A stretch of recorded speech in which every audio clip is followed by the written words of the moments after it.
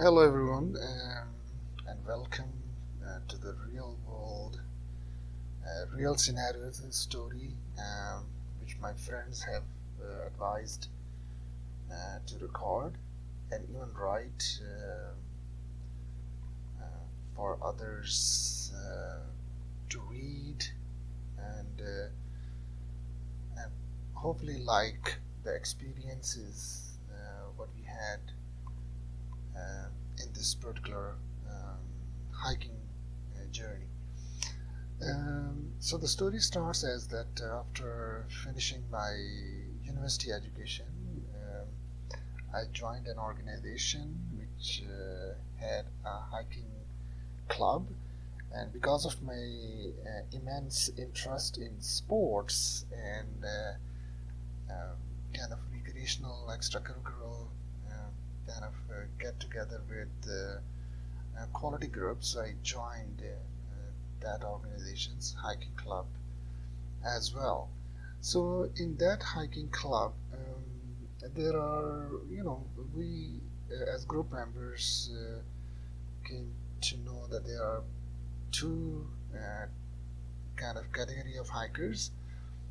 One which are kind of extremely experienced, like those hikers, they have gone to quite significant peaks, um, following a hiking trail, and came across a lot of kind of as a challenging tasks. So that is the reason that one category of hikers, group of hikers, were known as extremely experienced and also very fit as well, because it's very difficult for someone ordinary like myself when I joined that organization to be part of such an kind of an, I'll say, elite hiking group members. And the other group members were just ordinary for recreation, just enjoyment, and those group of people basically, our group members were most of the time go for a 1 day hike or max 3 day hikes, and that's exactly what I was doing when I started hiking uh, with that group members and groups. After a couple of years, I had a great opportunity and immense kind of experience that even in those small hikes, like a 1 day hike or a 3 day hike, I was getting, kind of I built my friendship with experienced hikers, and uh, one of my friend, Mr. Liaquat, was also a very experienced kind of an elite class of hiker, and I knew him uh, for quite some time, even because even before joining the organization, I worked for this organization after my bachelor's, and I knew Liaquat Saab since then. So it was kind of an easy, kind of interacting with him, because we also played badminton together, and he was a very good badminton player. And so we were kind of very friendly, in conversations, playing sports, and hiking was another kind of an endeavor which we really enjoyed together. So what I'm trying to say is that in a couple of years, with that experience, hiking with experienced hikers, including my friend numerous times, Mr. Liaquat, that I was kind of known among elite hiking group members, that I'm assuming that they must have seen me as a kind of a fit person, good person to go with. And so it's important to give a background before kind of starting the real story, uh, because it is, I think it's very important. Okay, uh, so I was in my early 20s, uh, on the time of this hiking story. And so, as I mentioned, that I was quite now known among hiking club members, and kind of, I'll say, respected as a good hiker. So one day, I received a call from my friend Mr. Liaquat, and he said, "Raza, um, we have a big hike coming up." When he say big, I mean not 3 days, beyond 3 days, at least 9 days hike. He said that we have a big hike coming up. That will you be interested in becoming a part of that hike? So after getting brief information on the hike, where the hike is, how many people will be traveling with us, and this and that, I agreed to be part of that hike. And it was really a kind of a pleasure to be receiving such a call and be going for the first ever kind of a long hike with a highly experienced kind of an elite group member of that club. Anyhow, so that's how I became the part of that hiking group, and we were a group of 6 people. And at the day of the hike, the hike started Friday.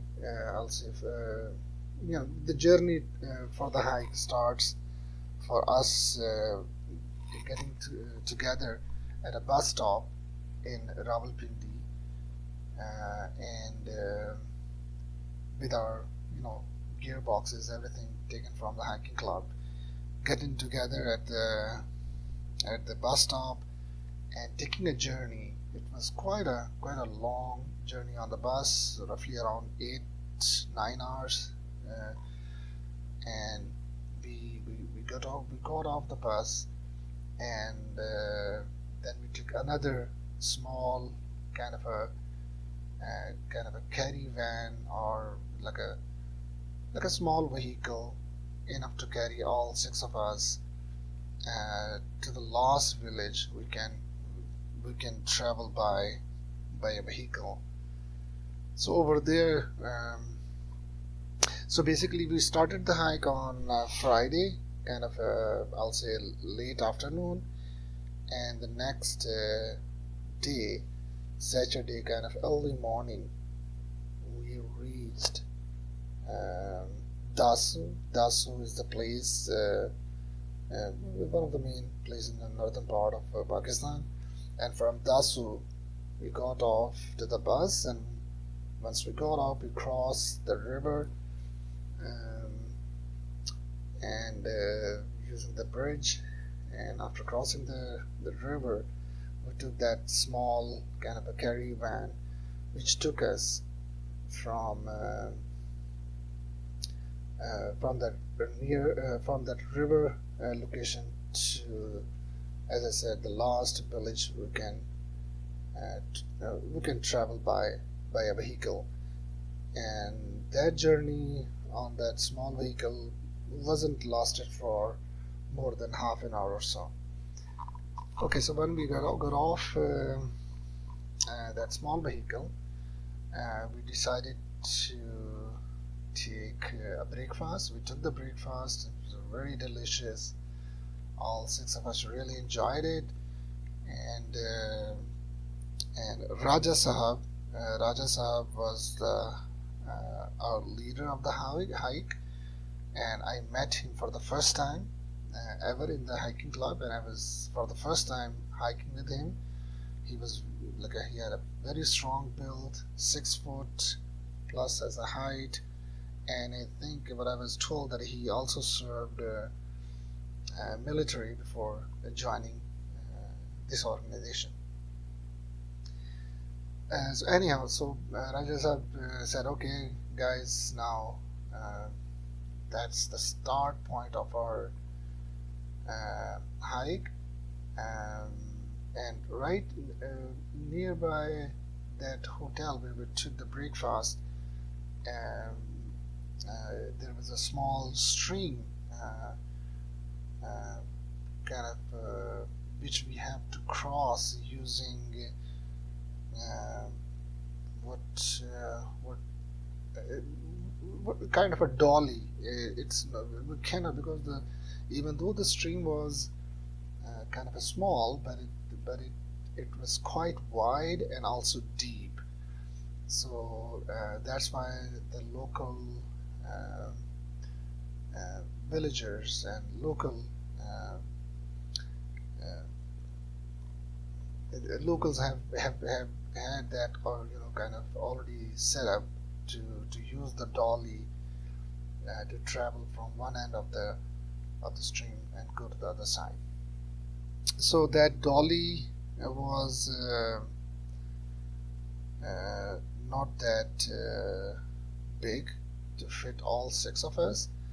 So the maximum what we can do is to travel in group of 3. So that's exactly what we did. And so first group was so I was in the first group. I can't recall who else. I think myself, Liaqsab, and one more person was in the first group. So we traveled safely and got off the other side in a very safe kind of a manner, to make sure, because these dollies are installed by locals using their own resources or whatever, so it's not kind of a highly, I'll say, one has to be extremely cautious getting on and getting off the dolly to avoid any injuries.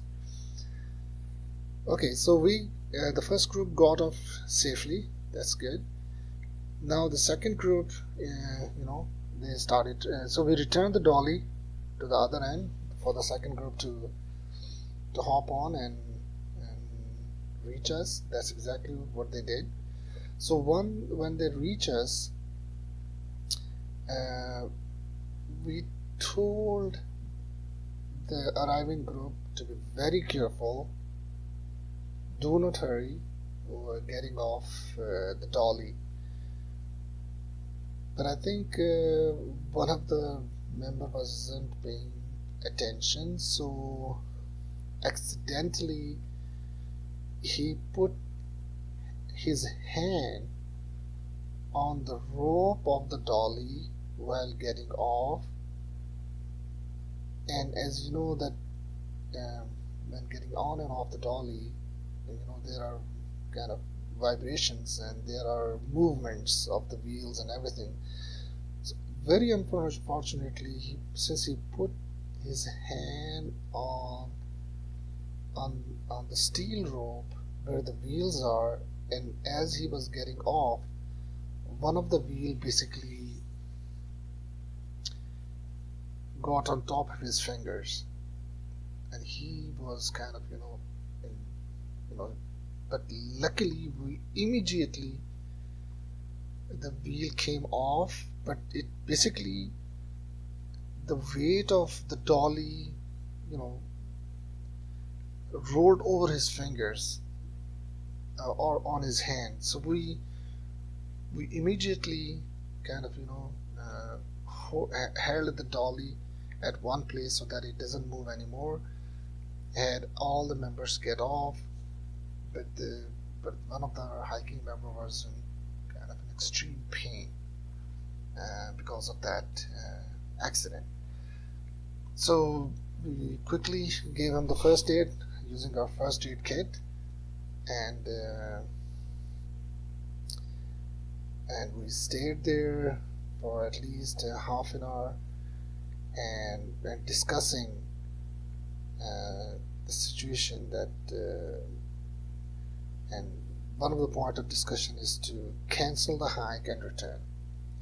and we were all very open on that if the group decides that because of that one particular injury we need to cancel the hike, we will cancel and we will return. But the injured person said, okay, just wait and let me see. So within an hour, because of that injury, we want to see that how the person is feeling. And after an hour, the injured person has said that he feels comfortable and good enough, and he doesn't feel that the trip is going to bother him, give him any trouble, provided that someone can take care of his rucksack or the weight.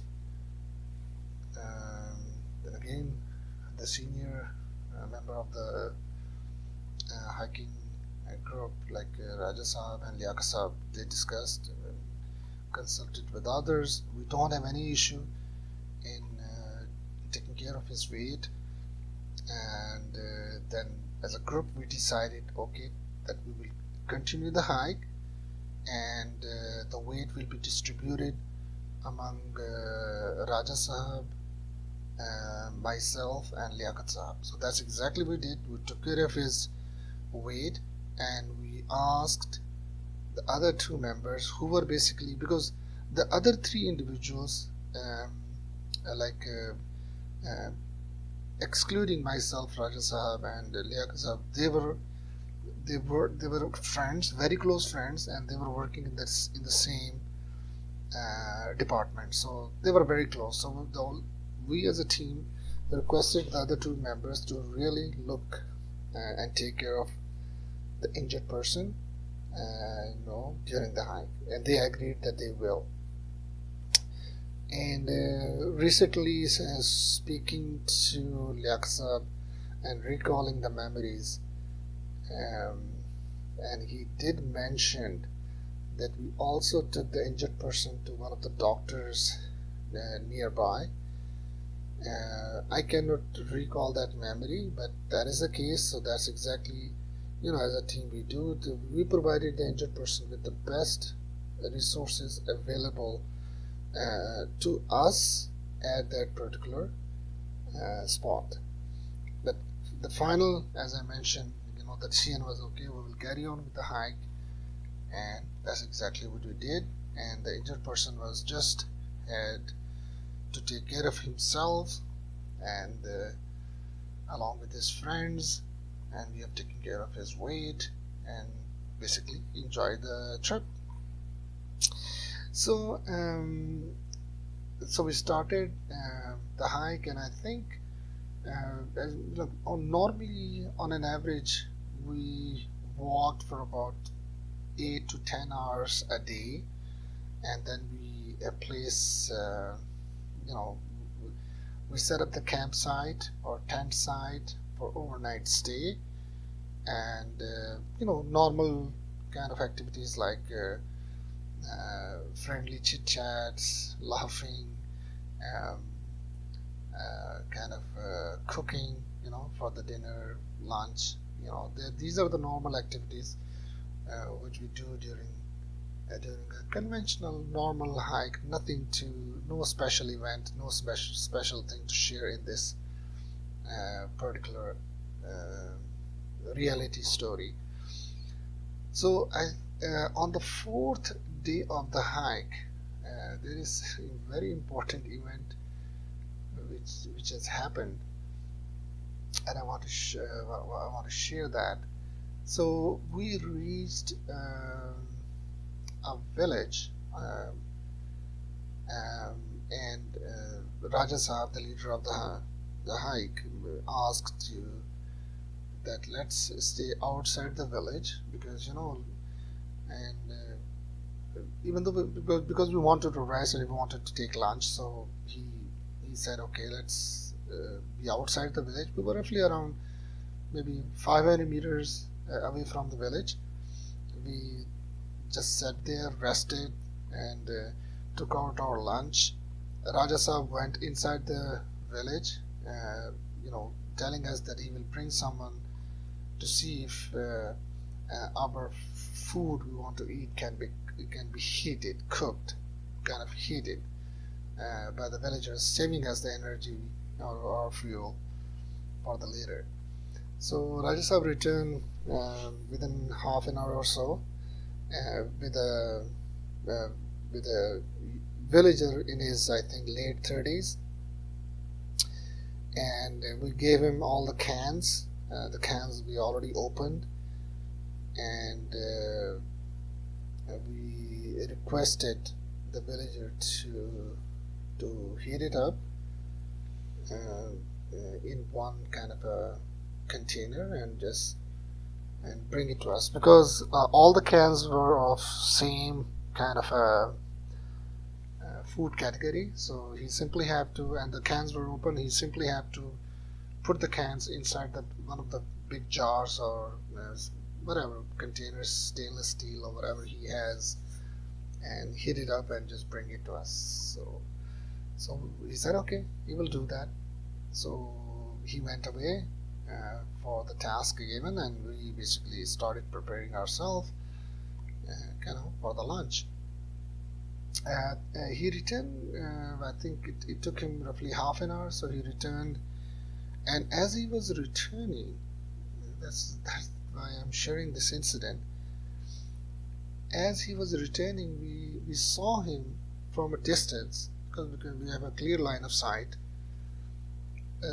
He was carrying a container, kind of a aluminum, or yeah, I think it was an aluminum container, on top of his two hands.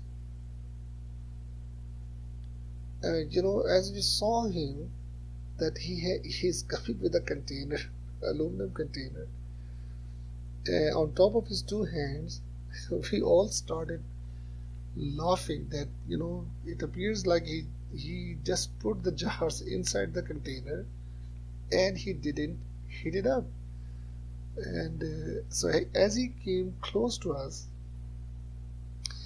because we didn't knew the local language, Raja Sahib knew the local language as well, so he communicated in the villagers' local language that what he has done. Like we asked him to heat up, and it appears like he didn't heat up. And while he was conversating with the villagers, he had his both hands approaching that container jar. So he touched the aluminum container with his two hands, and all of a sudden he just took both of his hands away, because that aluminum container was so hot that where Raja Sahib has touched, it basically burned his fingers. And all of us suddenly just stood up, because we were sitting. We stood up and we asked the villager to please lay down, to put the jar on the ground. That's exactly what he did. And we started watching his hands, that how he can carry such a heated container on top of his hands, two hands. And each one of us saw his hands, and in my experience, I haven't seen such hands in my life at that particular moment of time. The skin of the top of the hands were not a city skin. It was at least time 10 of the skin of a normal city person. It was quite thick, very strong and sturdy. And since The villagers saw our interest in watching or witnessing uh, his hands, but he replied, directly went into my permanent memory. He said, "Sir, we are not humans, we are animals." And that really hopefully tell um, the listeners the kind of journey and the kind of people uh, we we had experienced in this particular hike. Okay.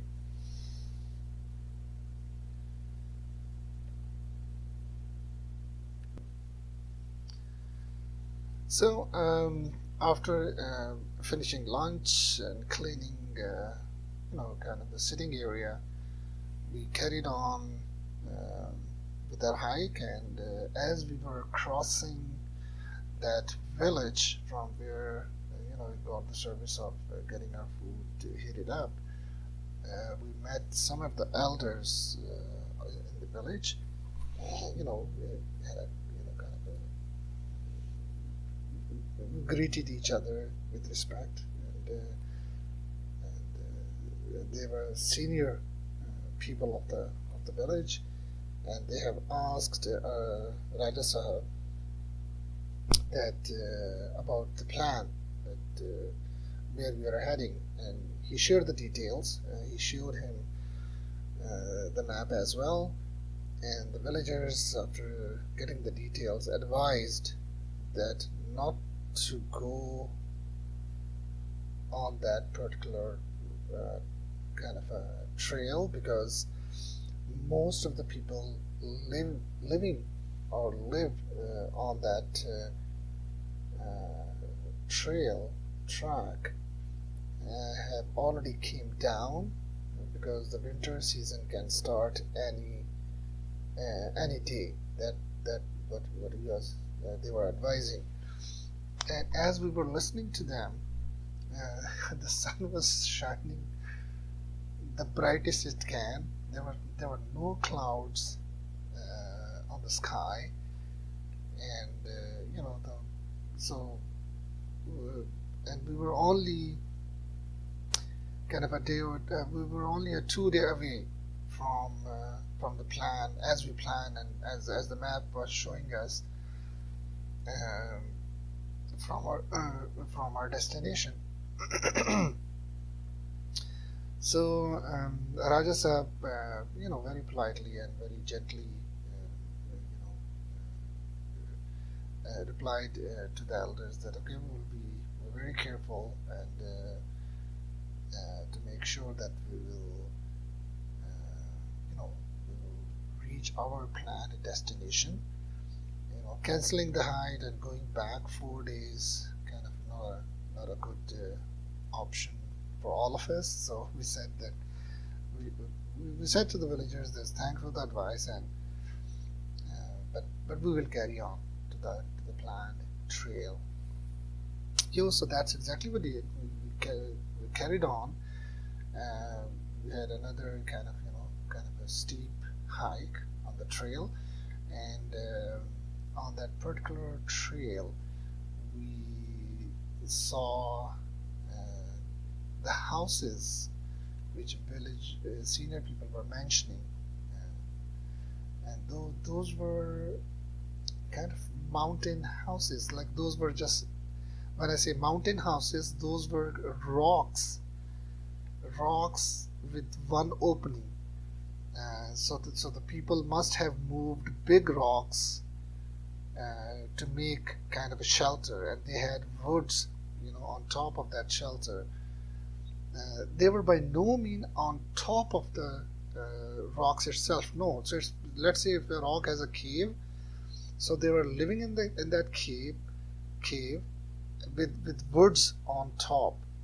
So that's the kind of houses, at least we have seen, I think,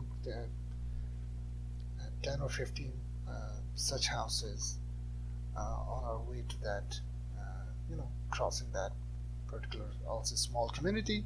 But no one was living there. But we can see their cooking place, and their sleeping areas and this and that. Not big houses by any mean, but maybe for two, a couple with few kids can survive in that area in a given kind of a suitable environment. So we also, when we were hiking up uh, uh, the hill or the mountain, I should say mountain, we saw paper trees, and we took samples of the paper tree as well, for as our collection.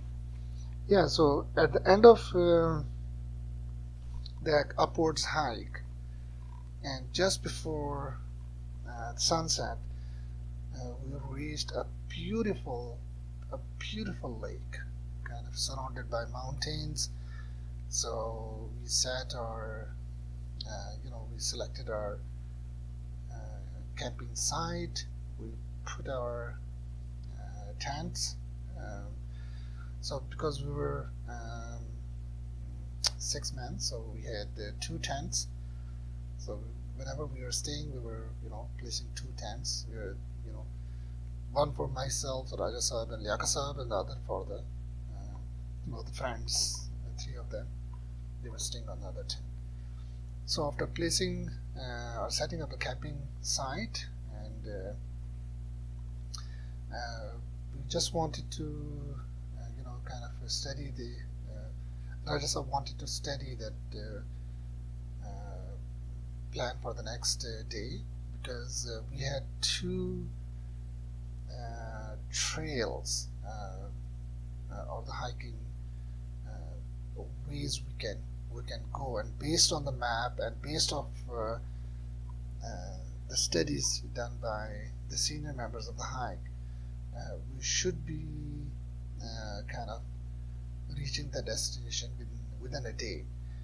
And as I mentioned, that from that lake we had 2 trails we can take, and since the estimate of Raja Sahib was that it should take 1 day, there was a trail leading to a big mountain, like we can see, and he guesstimated and assumed that okay, hiking that particular mountain and going to the top is basically, that must be the Mota Burj Pass, is the name of the pass.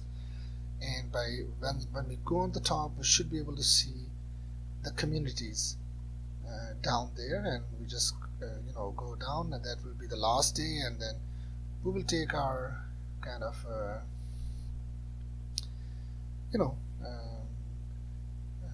normal bus journey or on the vehicle journey back home or something like that.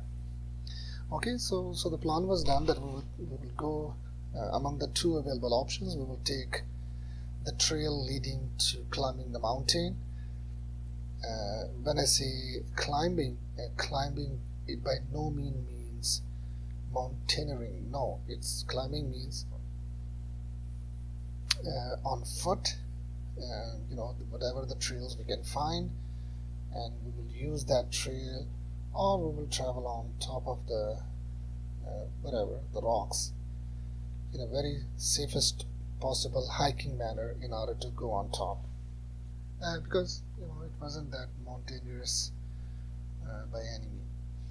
Yeah, so we stayed overnight, and then the next day we got ready after taking the breakfast and everything, and we started our hike kind of in a very passionate way too, because we were sure that was the last day of the hike. Okay, so we climbed that trail, and it was, as I said, it was quite a long hike, roughly maybe 4 or 5 hours going up.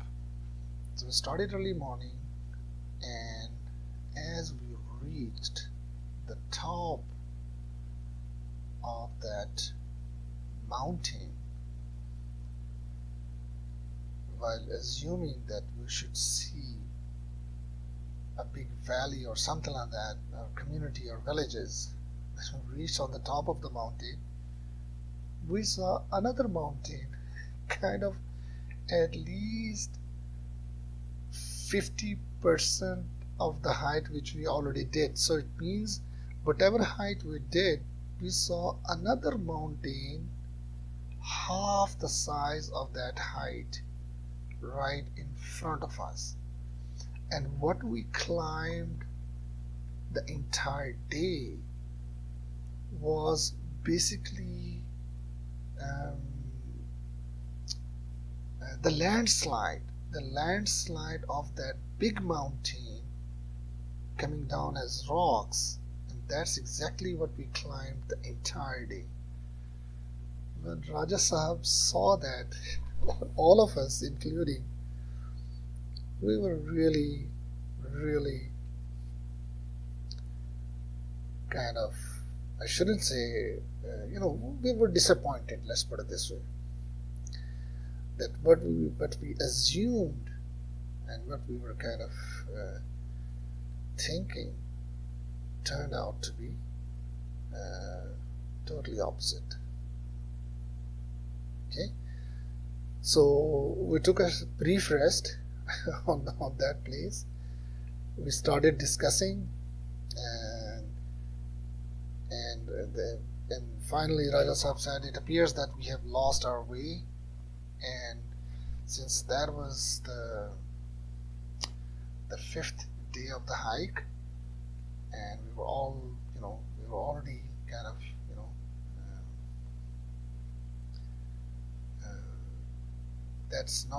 that wasn't in our plan to be that late. So Raja Sahab decided that, okay, so we took the advice of the villagers, and as I said, because we don't have that many days either, so we should basically return. So we all agreed and we started descending. We came back to the lake again,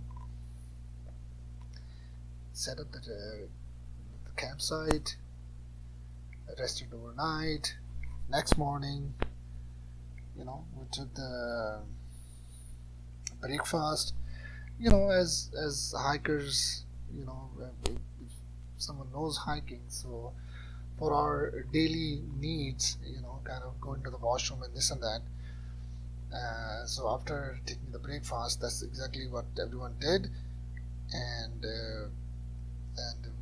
after that we were basically started, kind of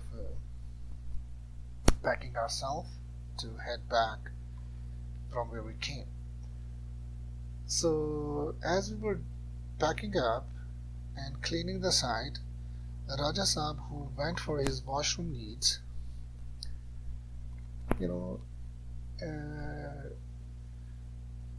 came back with kind of, very, very loud,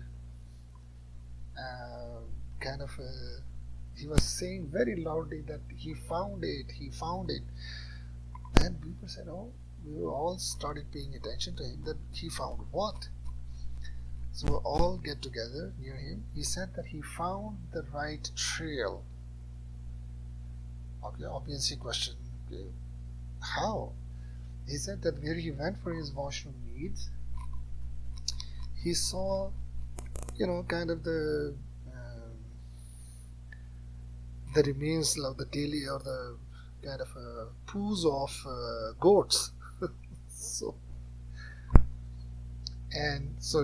obviously that means that the villagers or the whoever were living, kind of in that particular area in the suitable weather conditions, were using that particular trail for the goats, and traveling with the goats, right, for their daily kind of, or for their journeys.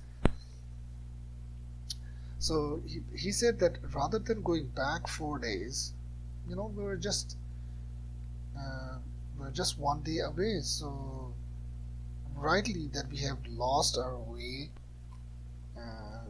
climbing the mountain yesterday, but rather than going 4 days back, we can just simply go one day ahead, and reach our destination, complete the hike, and go home. And that was a kind of a very obvious kind of a decision for everyone to make, and we all agree. Yeah, so it does make sense. So let's take the other route, which we have as an option from that lake. So we started hiking. So we hiked, and in that particular hiking trail, uh, uh, me and Liakasab, whenever there was a possibility to, you know, to explore a new trail, we always took that opportunity. So in that direction of the hiking trail, there was one opportunity. We saw that we can we can take one of the two options on the trail. The normal trail was going straight, but the other trail was going in, from the rocks, kind of, and maybe 10-15 minutes kind of a and loop and connecting back to the main trail. And that's exactly what we did. So what we did, me and Liakasab, telling Rajasab that we are taking this trail and we will connect with them in later. And he said, okay, that's fine. So we took that trail and we joined back. And this is just to show, that exploring new trails, seeing new things, and that's exactly as a hiker we do. And also one of the other things we have experienced on the trail, lakes of color which we haven't seen ever in the life before. So beautiful, kind of color of the lake. Obviously not scientifically as kind of public perception. Beautiful lakes we have seen on the right and left side of that trail, which was very short and I'll say dangerous as well, because we have to be very careful, to be on the trail walking. Do not slip, because slipping means potentially a very kind of a hazardous, dangerous kind of a scenario. Anyhow, so as we kept traveling on the trail, all of a sudden, within no time, the dark clouds gathered right on top of our heads. Means top of our means they covered the sky, and that kind of wasn't a worry. So we were just hiking normally as with the normal pace as usually, and we can see one of the mountain top, and we were thinking that this is the Mota Burj Pass which we need to cross, and we were, so this scenario started roughly around when we were about 45 minutes to an hour away from that mountain top, or the Burj Pass top. When we reached within half an hour, 20 minutes distance of that Burj Pass, Mota Burj Pass, or the mountain top, the first snow of the season happened. So remember, we were in mountains, dangerous trail, and the first snow season of the season means that all the tracks will be covered by snow. So Raja Sahab immediately we saw him extremely worried. And we were within 20 minutes of, kind of approaching the Mota Burj Pass. Raja Sahib said, and the snowfall wasn't light by any means. It was quite heavy snowfall, the first of the season. He said, guys, if you need to live and save your lives, cross the pass at the earliest. So that's exactly what we did. We started walking fast, and as we approached the pass, Raja Sahab asked Liaquat Sahab, because there was a glacier on the pass, the glacier has established on the pass. Raja Sahab has requested Liaquat Sahab, who had experience hiking on the glaciers, to lead us from there. Liaquat Sahab, with his experience, led us cross the pass, and as we were descending, we were kind of in a happy kind of a mood that, okay, finally we are heading to villages, when we are reaching our destination. So, descending took us roughly around an hour. So when we came down, okay, the first thing here, because of the snowfall, our line of sight had decreased significantly, so we can only see roughly around 5 meters, because we were traveling inside clouds. That was the case. So because we were at 16,000 plus feet height, first snow of the season, so we were inside basically clouds, and we were surrounded by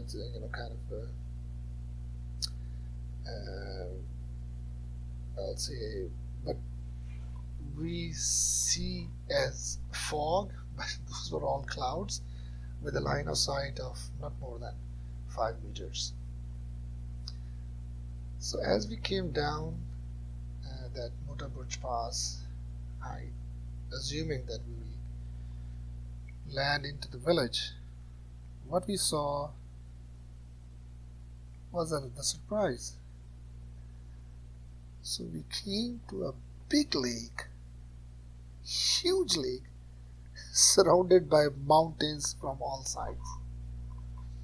One which we just descended, there was a mountain on the right hand side, there was a mountain on the left hand side, and there was a mountain right in front of us. And that huge, big, beautiful lake with few birds flying as our accompanies, as the ones who are the only other creature living, which we can see at that place. So Raja Sahab quickly, we were seeing Raja Sahab because he was the lead. We were looking towards Raja Sahab. So Raja Sahab went one side of the lake, walked for 5 minutes, returned. Then he went to the other side of the lake, 5 minutes or so, and returned. And as he returned from the other side, he said this, guys, if we all need to live and save our lives, pick one direction and start walking. So I was standing next to Liaquat Sahab, and Raja Sahab was, then the 3 guys, and then Raja Sahab was on the other side. So he was quite at a distance from me, myself and Liaquat Sahab. I immediately said to Liaquat Sahab, standing next to me, that Liaquat Sahab, this is not a good decision. And he asked me, Raza, why? I said, Liaquat Sahab, we have only 1 day of food left. And we are in mountains. And you know better than me that if we deviate even a degree on mountain track, we don't know where we're heading. We don't have any tools. We don't have any resources which can help us out. So how are we going to survive? So he asked me, Raza, then what do you think? What is your advice? And I said, Liaquat Sahab, in my opinion, humble opinion, the best option we have at this time is to go back from where we came. Because at least we know, or potentially we can find out the tracks from where we came, rather than going onwards from this spot. So Liaquat Sahab said, okay, Raza, then tell Raja Sahab. And I was the youngest in that hike, unmarried, and also Liaquat Sahab was unmarried at that time. But I was the youngest in the as a team member, and I was very kind of shy and reluctant. I requested Liaquat Sahab, please, you talk to Raja Sahab. So Liaquat Sahab, on that 16,000 feet lake spot, loudly addressed Raja Sahab that Raja Sahab has something to say. He wants to share his idea. Raja Sahab says, okay, Raja Sahab, what's your idea? And that's exactly what I told Liaquat Sahab. I told Raja Sahab. Raja Sahab said that, okay, he does not have any kind of a favor on which idea is, whatever group we decide, he's perfectly fine with that. That's what his opinion was, that whatever group decides, he's absolutely fine with that decision. So he said, okay, so let's take everyone's vote, that what's their decision among these two options. So we did voting by raise of hands, and all 5 of us raised their hands in favor of going back from where we came, compared to heading onwards. Raja Sahab didn't participate in both options, because as he mentioned right in the beginning, that he's perfectly fine with that, whatever the group decides. So we started climbing back up the Mota Burj Pass, and it took us another kind of hour and a half, hour 45 minutes to come back up. So as we reached the top, again the snowfall has reduced significantly, but the wind was blowing quite strong. So as we all reached the top of Mota Burj Pass, we counted to make sure that everyone is on top, and as Raja Sahab counted, we found that one person is missing, and Raja Sahab started kind of calling him loudly by his name, that where he is, and his voice came from from the other side of the Mota Burj Pass, and he was laying down right in the mid somewhere on the mountain. So once we can, because the line of sight has also improved, we can see kind of a bit far, so we can see him by focusing on the from where the voice is coming. We can see him laying down on the mountain, and Rajasab asked him, what happened. He said that what he said is really, kind of took our full attention. He said, Rajasab, I cannot make it. And that is the person whose hand was injured on the dolly. He said he cannot, he no longer can climb the mountain. He said, leave me here, tell my family that he died on the mountains. Just go. As I said, I was the youngest. I immediately said that this is not an option. I am going down to bring him up.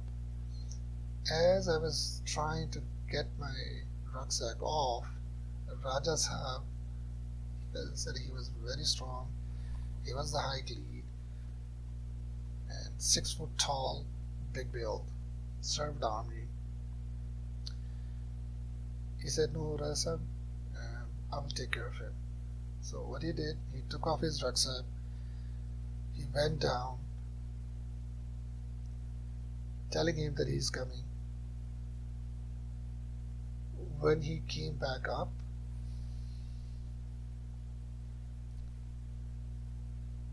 his nose was bleeding. He had our hiking member on his shoulders. It was an amazing thing we have witnessed right on top of the mountain. Again, Raisa, when he came back up, we gave him kind of a water. We cleaned his nose, and just to make sure that he got his breath back as normal. And as after, let's say, 5 minutes or so, just giving him a rest, we took all the gears, rucksacks and everything, and we started coming down the pass. Again, Lakasab led us to safely come down to avoid the glacier, any mishaps or any accidents, and we started kind of heading back from where we came. As mentioned before, we start our hike very early in the morning, so giving us enough time for any scenarios like this. So as we were heading back, the line of sight has improved. We can see far, but still kind of in the clouds, and that is the big thing hindering us to find a place to put or to set a campsite. So Rajasa was in front. As I said, like we were walking, as we were going towards the trail, there was a trail with very dangerous looks on right and left side of the trail. So we have to walk on a straight line. Rajasa was in front. Liakasa was right on the back. I was the second last person, and then those 3 friends were behind Rajasa or ahead of me. We had a rule in our hiking group that the 2 best persons cover the entire hiking So the one best will be right in front, and the other best will be right on the back, irrespective whether we are traveling in a line or we are going as a group, just walking through a ground. So that was a kind of a rule we had, and that's exactly Rajasthan was in front and Yakasa was right on the back. So as we were heading, and kind of, we just wanted to make sure that before we experience complete darkness, we will find a place where we can set up a campsite. So as we were walking, Yakasab experienced that maybe Radasab is having difficulty in finding a campsite where we can, or having a difficulty finding a ground where we can set up a campsite. Since I was next to him, he said, Radasab, if you don't mind, please go in front and help Radasab with his, intention to find a ground where we can set up a campsite. That was a really rocky trail we were at. So that is, like it was quite difficult, as you can see ourselves as we were hiking. It's not an easy job by any means to find the campsite. So I took, immediately took the advice of Yakasab and very carefully crossed all the three in front of me and joined Radasab. So Radasab in front and me on the back, again in an attempt to find a leveling ground where we can set up a campsite. So at one place, Radasab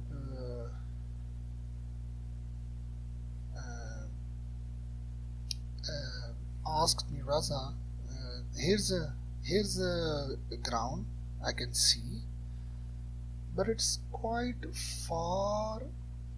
The ground is very big, but it's quite far, and it will take us a couple of hours to be there because the sunset is happening very soon. So for us to take that particular route going down, it will be, will be quite late and potentially be dangerous for us as well, heading that direction.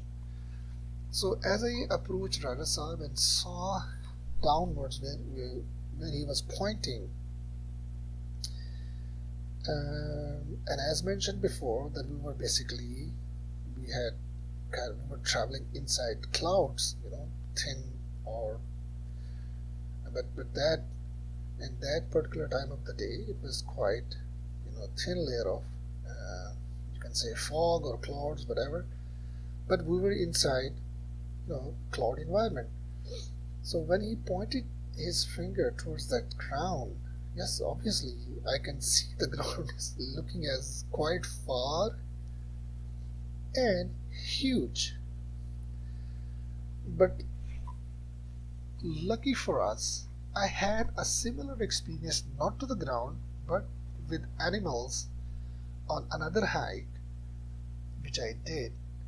And the experience was that the animals were on one side.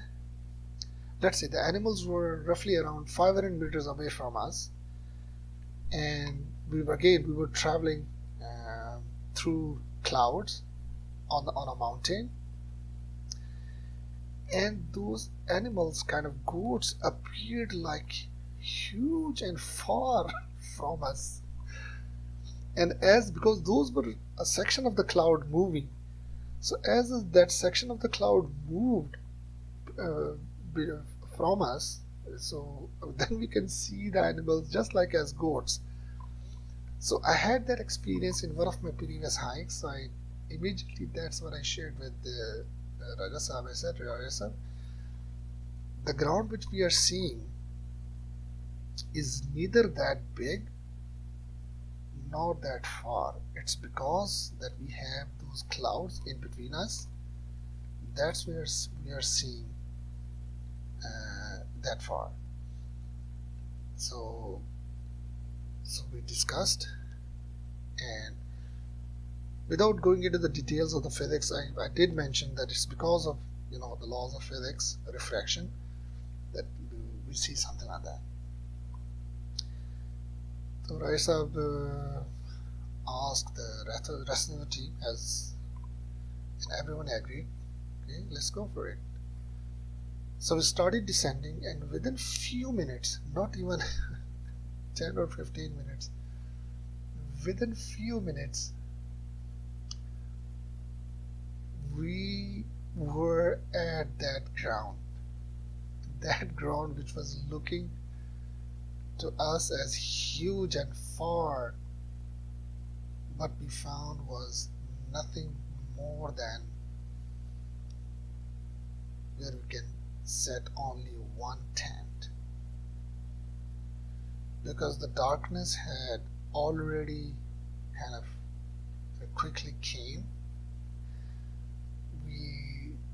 Raisa decided, okay, we can only set up one tent, so we should quickly do it. That's exactly what we did. We set up the one tent.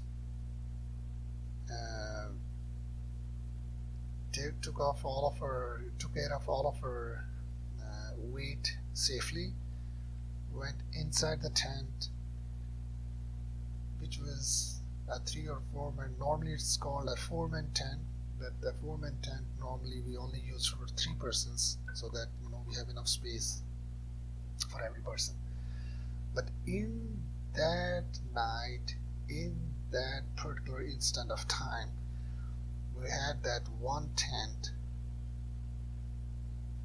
having 6 individuals, and 3 of the individuals, including myself, 2 guaranteed above 6 feet in height, very well built, and I was roughly 6 feet, not exactly 6, but roughly touching 6 feet. So as we all normally do, everyone was quite hungry, after praise and everything. We cooked we heated the food, and we prepared the dinner, and the dinner was right in the center. We were inside the tent. We were sitting in a circle. So just before the start of eating the dinner, as we always do, Raja Sahab, did a small prayer. So he raised his hand, and making a prayer that we reach safely through that time period back home, go back to our families, and go back to the normal life. And the other 3 individuals, the friends, all 3 of them, while praying, they cried, and they cried. One can see in them that they had no hope that they will return safely. We had the last meal in the center, and those 3 of the friends were. One of the friends said that, God, please help us return back home, and never in his remaining life he will ever come to a hike. That's one of the sentences of that crying, hiking member. And as I said, the other 2 of his other friends were also crying. Raja Sahab was not crying, but he himself was quite worried.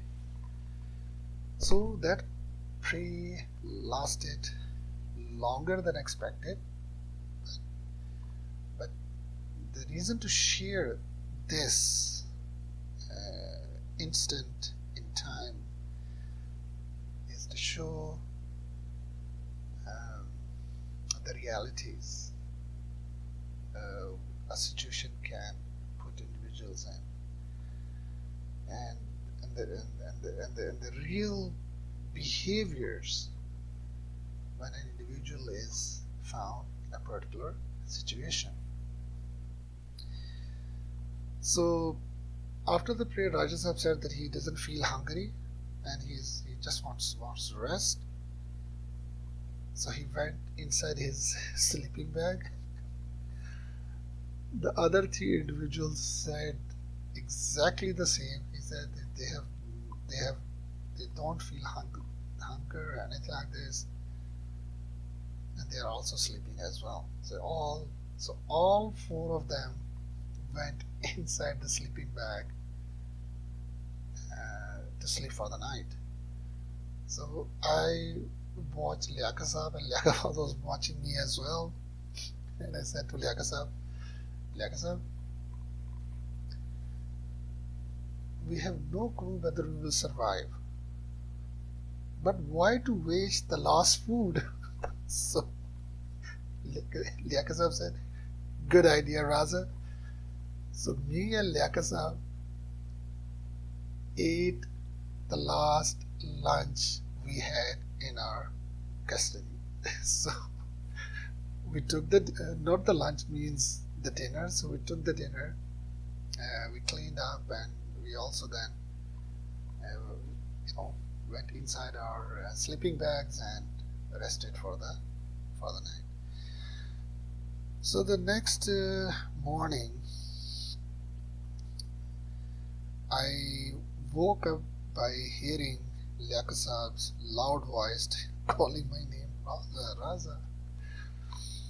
And I wake up, I said, okay, Liaka Sahib, I'm coming, just give me a few minutes. So he took care of my, initial chores and put my boots on and joined Liaka Sahib. Luckily, as I was, coming out of the tent, it was kind of a clear sky, not very clear. The light cloud were there. The sun was out, and because of that, we can see far. We can see, in every direction we can see far. So that was, I'll say, very, very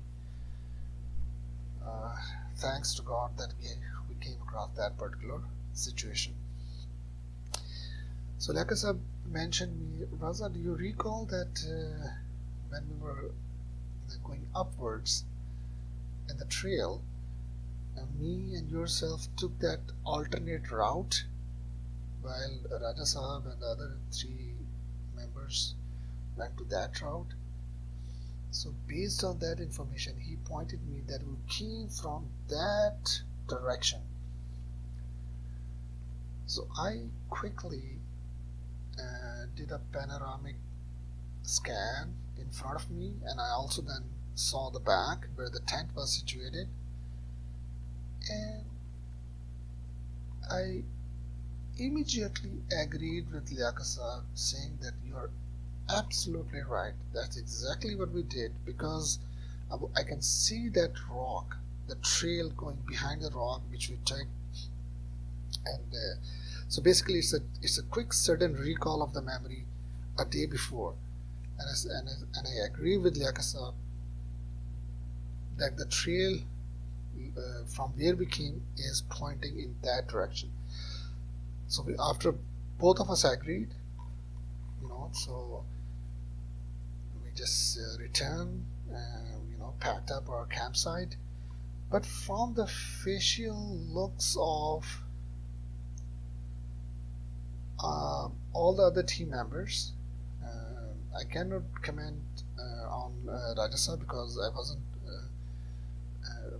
I had a very high respect about Raja Sahib, so I wasn't, kind of watching his expression or anything like that, but the three of the other friends, their expressions were quite kind of, telling that they weren't convinced by any means that if we are advising me and Liaqasab the direction as the right direction.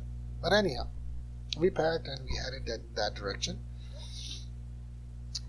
So after a few hours of descent, we came across a big rock, and there was a small opening because there was a mountain on the left side, and there was a big rock, and the trail was going through a small opening. And I recall that when we were leaving the lake, that's exactly we have to cross through to head to the other trail the day before yesterday.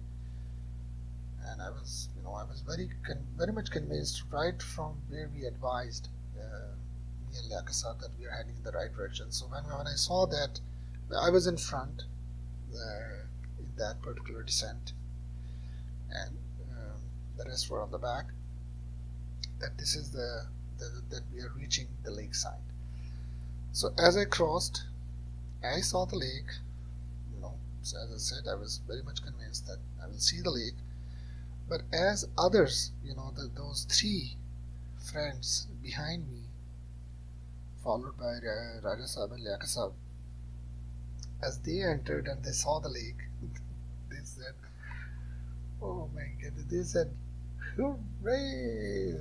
We survived! We survived!" And all three, I can see the amusement on their faces. That was an amazing experience to me.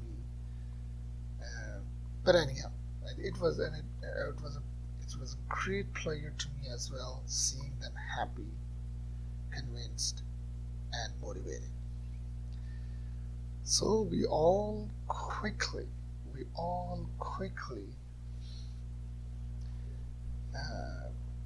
then reached the village, the last village, where we basically took our. We had communication with the elderly senior people, which advised us not to go onwards from that point, which we denied, and we took the route. And so once we reached the village, the same senior people, when they saw us,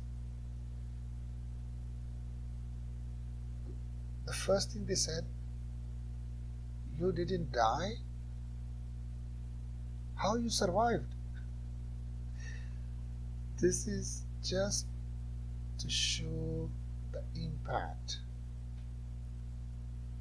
of that one particular hike and the locals' experience, who were living there for how many years, I don't know. Anyhow, so the villagers treated us as guests. They asked us to stay, rather than putting tents for overnight stay, to stay in their mosque. So they had a hand-built kind of a mosque using boards and comfortable floor. And so we agreed and we said, okay, we will stay here. So at the time of dinner, when the villagers asked them what we would like to eat, we took the advice of all the members. I had no preference, so do Liaqasab and Rajasab. But the other three friends, they said, "We haven't eaten chicken for quite some time." So the reason of sharing that one particular sentence is that just a night before, 4 among us did not eat. They didn't have a wish to eat. But when they saw the hope, when they saw that they came, they survived, they are at a safe place, and now they are back into their normal living.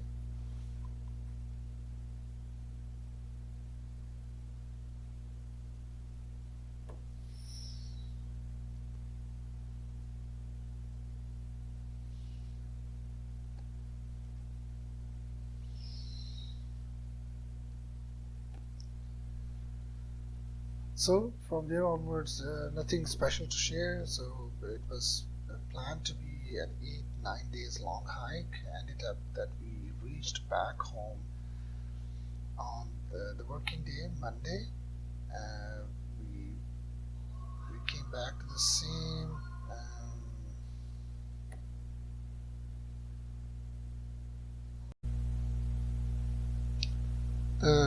So the next day, we left the village, and there was nothing special to share when we were returning back from the same track.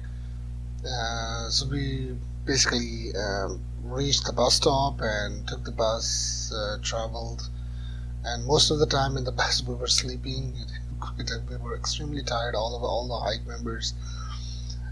So the only thing would happen is that rather than our planned that we will return Thursday or Friday, if everything would have went well, we reached the next working day, like Monday. We returned, and so we returned Monday early morning, back to the same bus stop from where we started our um, trip to Dasu.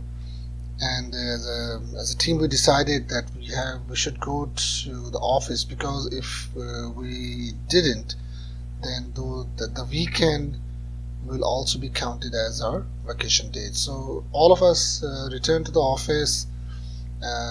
First, we went to the hiking club and returned all the gears there, and then we went to our uh, kind of destination departments.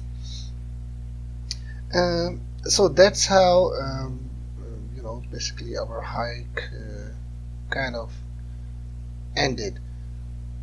But there were some interesting stories following that hike. Obviously, when coming back from the big hike, going directly into the offices, seeing our faces and everything, uh, obviously we shared our stories, and as all do in their working environment with friends and this and that. Yeah, they like to share during tea time or during lunches. People asking that why you have to come directly from the hike to the office and this and that. So because of those stories, there are some very interesting events happen, at least on my side, and I want to share that. So one of the event is with one of the very experienced hiker. I knew since my childhood. His name was Mr. Uh, Tehseen, and since we lived on his street, they owned the house and we were renting. Means my father was renting, so maybe I was in grade 5 or something like that, and at that time, let's say my age was roughly around 7, 8, or maybe 8, 9, and Tehseen. We used to call him Tehseen Bhai, and Tehseen Bhai was, at that time was, he was at least 10 years elder than me, and that's exactly what I was trying to convey. So, uh, that particular incident goes like this: that as normally, whenever you need to do some sports at the office, so I stayed late after office hours, and after playing the sports, it can be badminton, squash, or any other sports activities. Then I take the bus to go home. So, and on that one particular day, that's exactly I have to stay late, and I think I was playing badminton.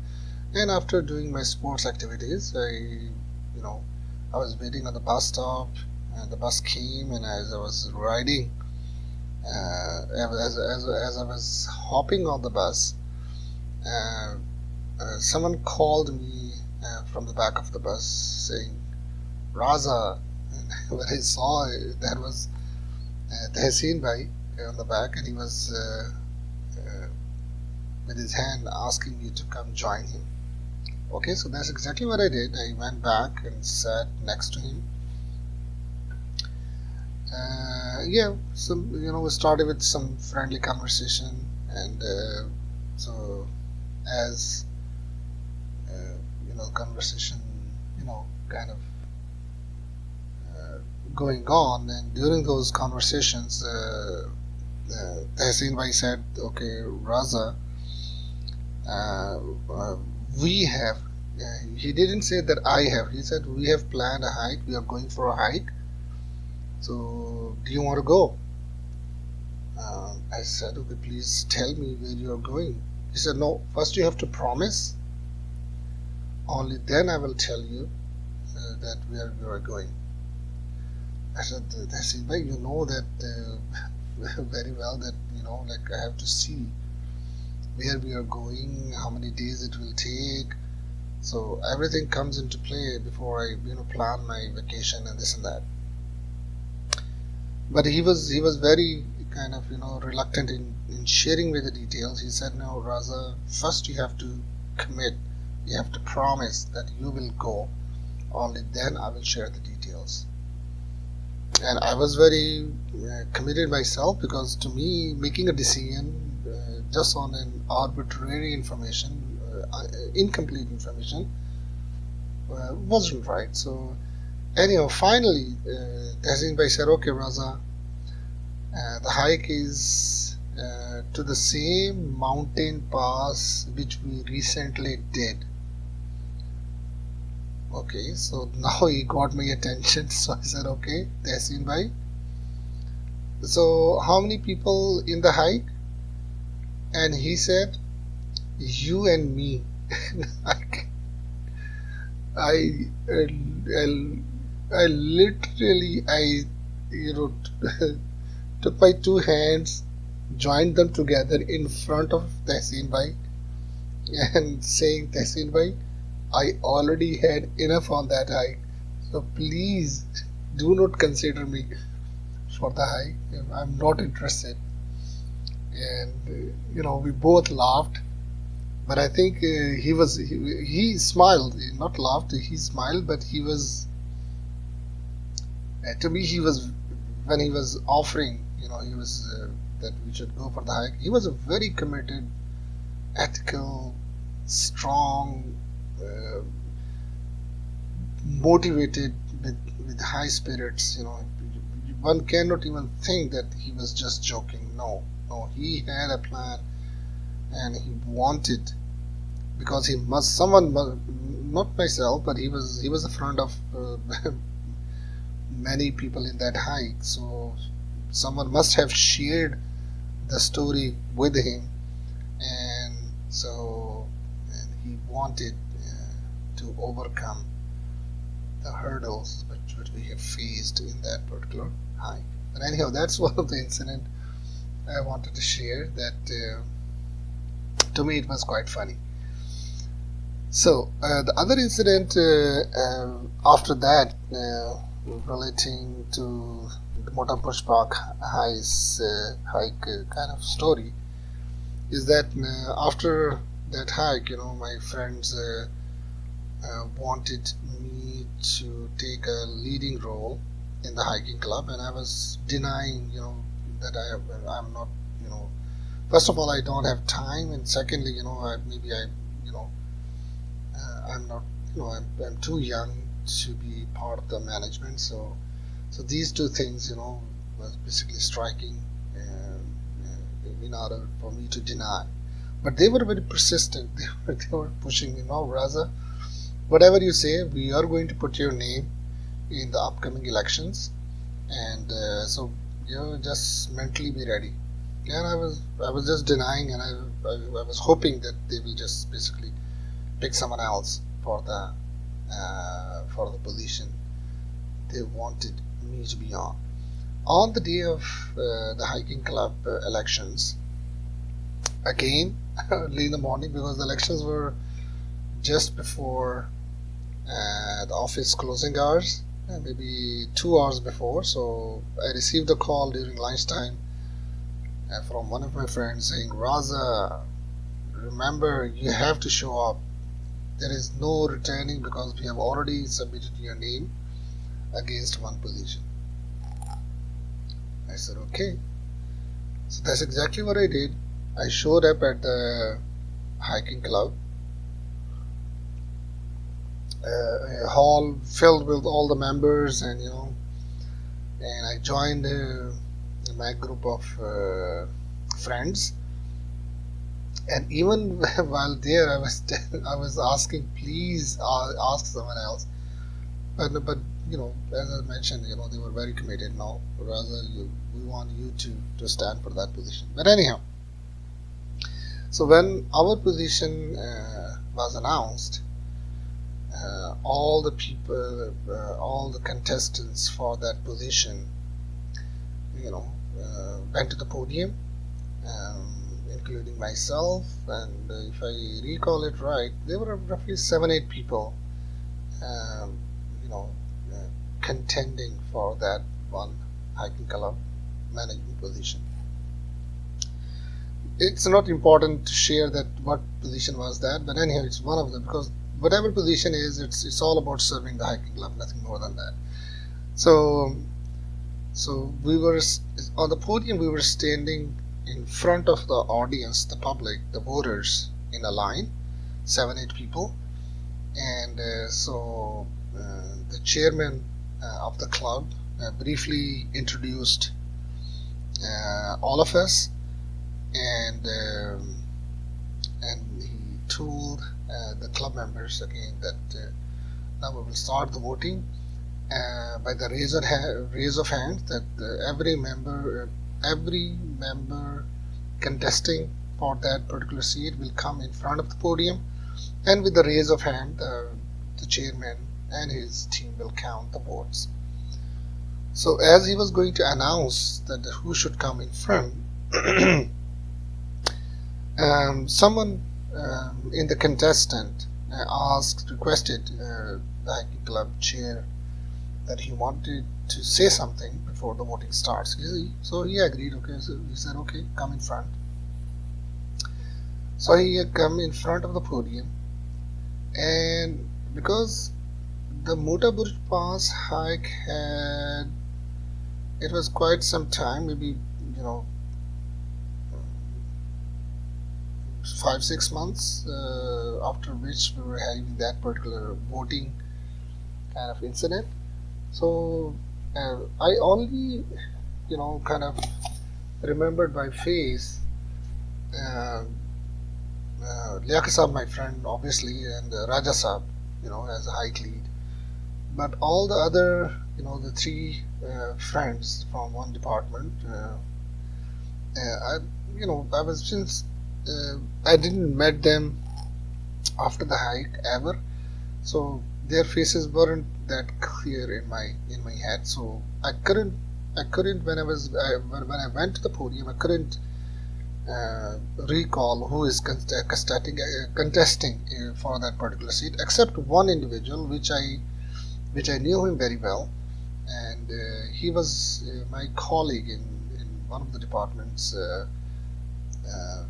before, because I worked for that organization before, after my bachelor's as well, for 8-9 months.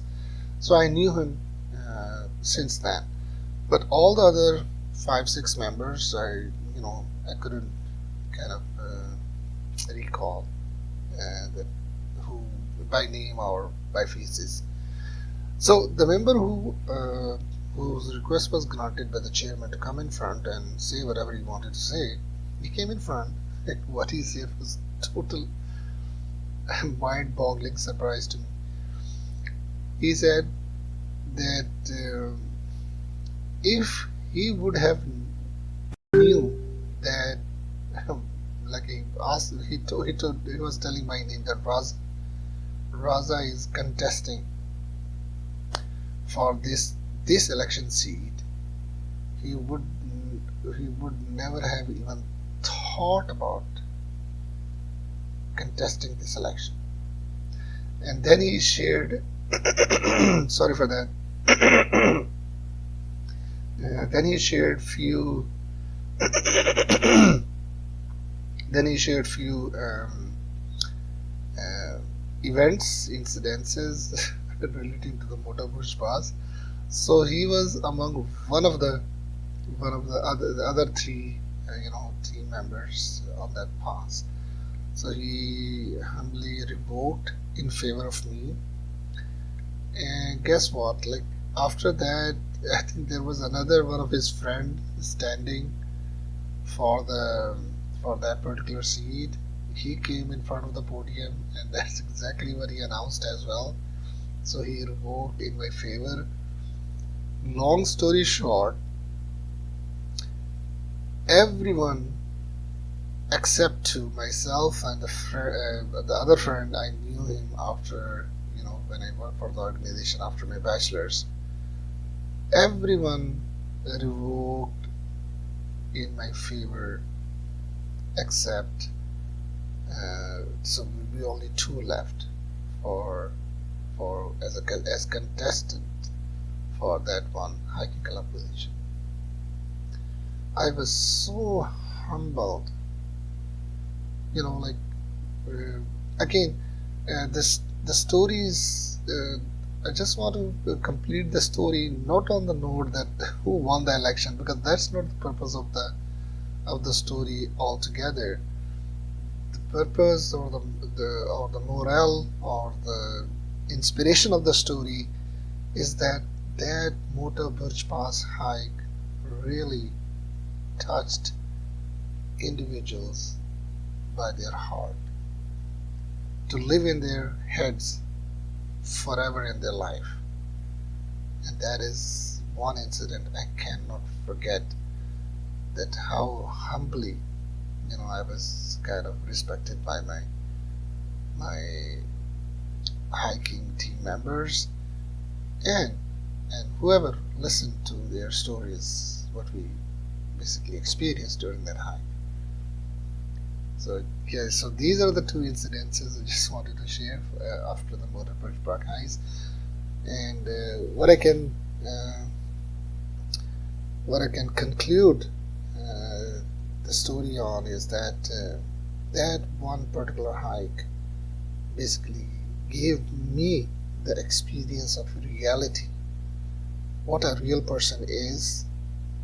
And my learning based on that is that the reality of a person only get exposed when the individual is put into practical, tough scenarios.